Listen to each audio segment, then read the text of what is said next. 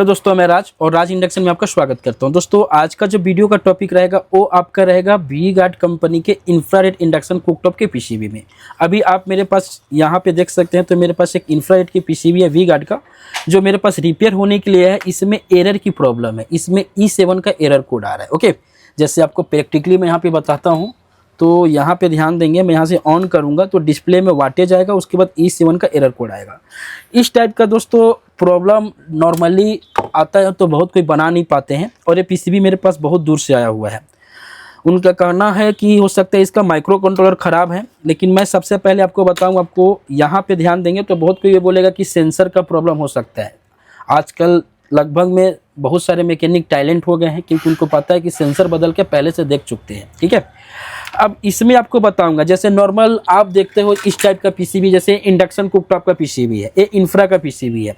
दोनों का सिद्धांत अलग अलग है, लेकिन कुछ जो सिद्धांत है वो मिलता जुलता है। जैसे इसमें हाई वोल्टेज और लो वोल्टेज का होता है, इसमें भी दोस्तों हाई वोल्टेज और लो वोल्टेज का होता है, लेकिन इसमें थोड़ा सा हाई वोल्टेज और लो वोल्टेज वाला सेक्शन जो होता है ये नॉर्मली उसका ड्राइंग अलग होता है। ओके, जैसे आपको मैं बताऊंगा सबसे पहले, तो यहाँ पे ध्यान देना, आपको थोड़ा सा थ्योरिकल समझा देता हूँ। अब दोस्तों यहाँ पे समझने की कोशिश करना, आप नॉर्मली आपको समझा रहा हूँ। जैसे यहाँ से आपका ए हो गया लाइन, ठीक है, और ए हो गया न्यूट्रल। पीसीबी को भी देख लेता हूँ, कोई दिक्कत नहीं है।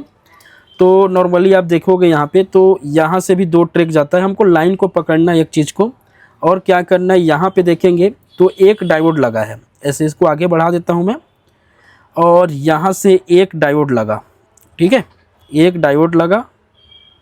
फिर ये आगे जाएगा तो यहाँ पे रेजिस्टेंस लगा है सीरीज में, कितना, 3 रेजिस्टेंस लगे हैं। यहाँ पे 3 रेजिस्टेंस लगा सीरीज में, ऐसे। उसके बाद ये ट्रैक आपका समझ लो आगे सीधे बढ़ते हुए यहाँ पे डिवाइडर बना है, एक रेजिस्टेंस लगा के डिवाइडर बनाए हुए हैं। यहाँ पे एक रेजिस्टेंस लगा के डिवाइडर बनाया हुआ है, और यहाँ का वोल्टेज सीधे माइक्रो कंट्रोलर को जा रहा है। ठीक है, ये डायोड लगा हुआ है। अब एक दोस्तों यहाँ से ध्यान देना, कंफ्यूज होने वाला यही कारण है। एक दोस्तों यहाँ से आप ट्रैक देख रहे हो ना, SMD पैकेज में 1 2 3 4 रेजिस्टेंस लगा हुआ है। 1 2 3 ये 4, ठीक है, ये 4 रेजिस्टेंस लगा हुआ है। फिर यहाँ से सीधे आपका आगे बढ़ेगा, एक रेजिस्टेंस लग के माइक्रो कंट्रोलर पे जाएगा, लेकिन एक बीच में और यहाँ पे क्या होगा, एक जीनर लगेगा 5 वोल्ट का। ये 5 वोल्ट का एक जीनर लगेगा 5.1 वोल्ट का। ठीक है, नहीं जीनर अगर नहीं लगेगा तो क्या होगा, यहाँ पे अगर 220 वोल्ट अगर दोगे तो पूरा वोल्टेज माइक्रो कंट्रोलर पे जाएगा, माइक्रो कंट्रोलर स्वाहा हो जाएगा। तो कंफ्यूज क्या होते हैं आदमी, जैसे न्यूट्रल से हमारा निगेटिव लेते हैं इस इंफ्रा में, ठीक है, तो हम यहाँ से न्यूट्रल से निगेटिव लेंगे, तो यहाँ से आप डीसी में चेक करोगे तो यहाँ का वोल्टेज चेक कर पाओगे, लेकिन यहाँ का वोल्टेज चेक करोगे तो नहीं होता है, तो कंफ्यूज हो जाते हैं। यहाँ का वोल्टेज चेक करने के लिए ये तो न्यूट्रल ही हो गया, और आपको AC में करना पड़ेगा, तो जाके यहाँ का वोल्टेज आप जो भी आएगा 2 वोल्ट जो भी आएगा तो चेक होता है। तो वैसे लोग कंफ्यूज हो जाते हैं।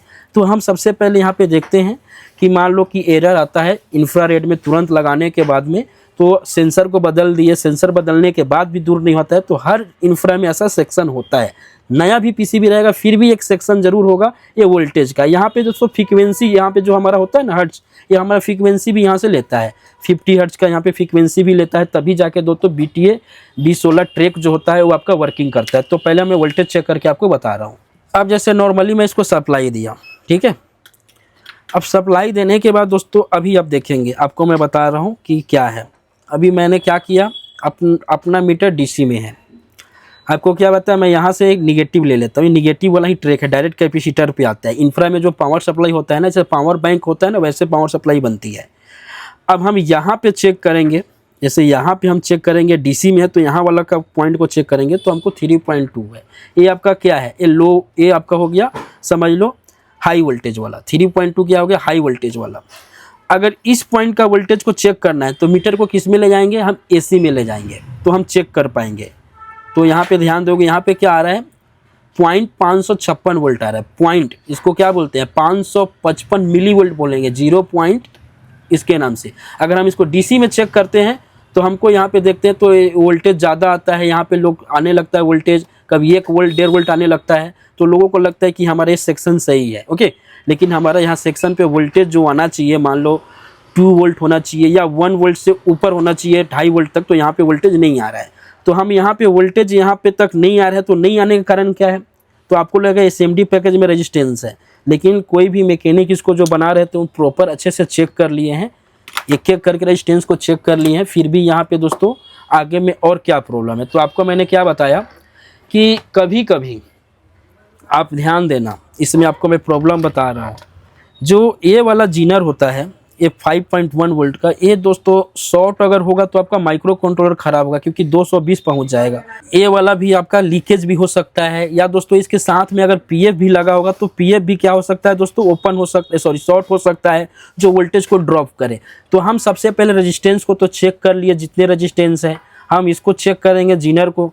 तो हम जीनर को चेक करते हैं, यहाँ पे प्रॉब्लम इंपॉर्टेंट है और यहाँ पे ध्यान देना। तो हम सबसे पहले जीनर को चेक करते हैं, तो आपको चेक करोगे तो पता नहीं चलेगा, ठीक है। यहाँ पे चेक करोगे तो आपको लगेगा कि सही है, इसको बाहर निकाल के चेक करोगे, यहाँ पे लेकिन लीकेज आ रहा है, तो यहाँ पे बाहर निकाल के चेक करोगे, उसके बाद भी लीकेज आएगा तो हम पीएफ को निकालेंगे। तो हम सबसे पहले क्या करते हैं, यहाँ पे जीनर को मैं बाहर निकाल देता हूँ। अब यहाँ पे लिखा भी नहीं होगा कि कितना हो सकता है, लिखा भी हो सकता है 5.1 वोल्ट का जीनर ऐसे, ठीक है। तो यहाँ पे मैं निकाल देता हूँ। अब निकालने के बाद ध्यान देना, मैं डिस्प्ले नहीं लगाना है अभी, ये बात को आप ध्यान देना। डिस्प्ले लगाओगे तो पूरी वोल्टेज आ जाएगी। हम सप्लाई देते हैं यहाँ पे, एसी में चेक करेंगे। तो हम अगर यहाँ सप्लाई देते हैं तो हम ध्यान देना, यहाँ हमको वोल्टेज नहीं मिल रहा था ना, यहाँ पे 224 वोल्ट आने लगा। यही यहाँ पे देखोगे तो 224 वोल्ट एसी आ जाएगा। ओके, ये जीनर नहीं रहने से अगर वो इसी एसी वोल्टेज यहाँ पे जब आएगा तो आपका क्या आईसी बचेगा? नहीं बचेगा, माइक्रो कंट्रोलर तुरंत शॉर्ट हो जाएगा। इंफ्रारेड में अधिकतम यही पीसीबी में इन माइक्रो कंट्रोलर शॉर्ट होने का यही कारण है, क्योंकि एक जीनर के भरोसे चलता है। तो अभी मेरे पास एसएमडी पैकेज में तो नहीं है, लेकिन डीप में है। पहले डीप में अच्छे से प्रॉपर जीनर लगा देता हूँ, उसके बाद दोस्तों वोल्टेज पहले कंफर्म करूँगा, उसके बाद ही डिस्प्ले को लगाऊँगा। ओके, तो दोस्तों यहाँ पे मैंने देखे कि यहाँ पे मैं डीप में 5.1 वोल्ट का जीनर लगा दिया, ठीक है। अब जीनर लगाने के बाद हम यहाँ पे वोल्टेज चेक करेंगे। हमारा कम से कम आपका 1.82 वोल्ट के करीब में होना चाहिए। अगर ये वोल्टेज सही रहेगा फिर हम यहाँ पे डिस्प्ले कंट्रोल पैनल लगाएंगे। तो सबसे पहले हम यहाँ पे क्या करते हैं, सप्लाई देते हैं। मल्टीमीटर को दोस्तों आपको डीसी में रखना है, ठीक है। यहाँ पे आपको मल्टीमीटर को डीसी में रखना है। और ये हमारा दोस्तों नेगेटिव वाला पॉइंट हो गया, यहाँ से न्यूट्रल से, और यहाँ पे हम चेक करेंगे जीनर पे, यहाँ पे 1.9 आ रहा है, ठीक है। ये हमारा वोल्टेज जाएगा माइक्रो कंट्रोलर पे। उसके बाद एक और वोल्टेज है दोस्तों, यहाँ पे जो हमारा एसी वोल्ट है, ये मल्टीमीटर को एसी में करेंगे और यहाँ पे चेक करेंगे, यहाँ पे वोल्टेज चेक करेंगे तो हमको यहाँ पे 2.6 2.7 आना चाहिए, ठीक है। ये हाई वोल्टेज और लो वोल्टेज का हो गया। ये जीनर क्या हो गया था दोस्तों, लीकेज हो गया। तो जीनर अगर ख़राब हो जाएगा, अगर 5 वोल्ट से ज़्यादा जाएगा तो माइक्रो कंट्रोलर ख़राब होगा, नहीं तो आपका हाई वोल्टेज लो वोल्टेज का एरर आएगा। अब हम यहाँ पे क्या करेंगे, डिस्प्ले कंट्रोल पैनल लगाएंगे। अभी दोस्तों डिस्प्ले कंट्रोल पैनल लगा दिया हूँ। कॉइल के जगह पे मैंने यहाँ पे 100 वाट की बल्ब लगाया हुआ है कि यहाँ पे बल्ब ग्लो होगी।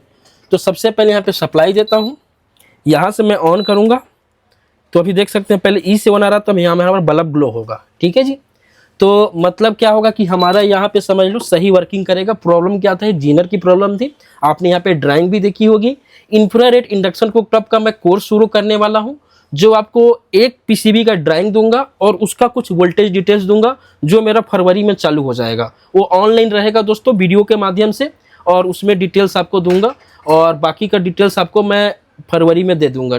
तो दोस्तों अगर आपको घर बैठे इलेक्ट्रॉनिक्स कंपोनेंट की ज़रूरत पड़ती है, आपको अगर मंगानी है तो कैसे ऑर्डर करें। तो सबसे पहले गूगल में जाना है www.rajinduction.com पे। वहाँ पे दोस्तों बहुत सारे कंपोनेंट अवेलेबल हो जाएंगे। अब उसको ऑर्डर कैसे करना है, खरीदना कैसे है, तो कुछ नहीं करना है। वहाँ पे जाएंगे IGBT पे, और IGBT का जैसे ओपन होगा तो यहाँ पे दोस्तों बाई व्हाट्सअप का ऑप्शन आएगा, उसको एक बार क्लिक करना है और सीधे मेरे व्हाट्सअप से कनेक्ट हो जाएंगे। आपको जितना पीस चाहिए वहाँ पे दोस्तों आपको क्वांटिटी डालनी है। उसके बाद दोस्तों एक कोटेशन मिलेगा और उसके हिसाब से आपको पे करनी है। 7 से 10 दिन के अंदर में आपको घर बैठे कंपोनेंट मिल जाएगा। अगर मेरे ऊपर विश्वास है दोस्तों तो आपको पहले पे करना पड़ेगा। थैंक्स फॉर दोस्तों।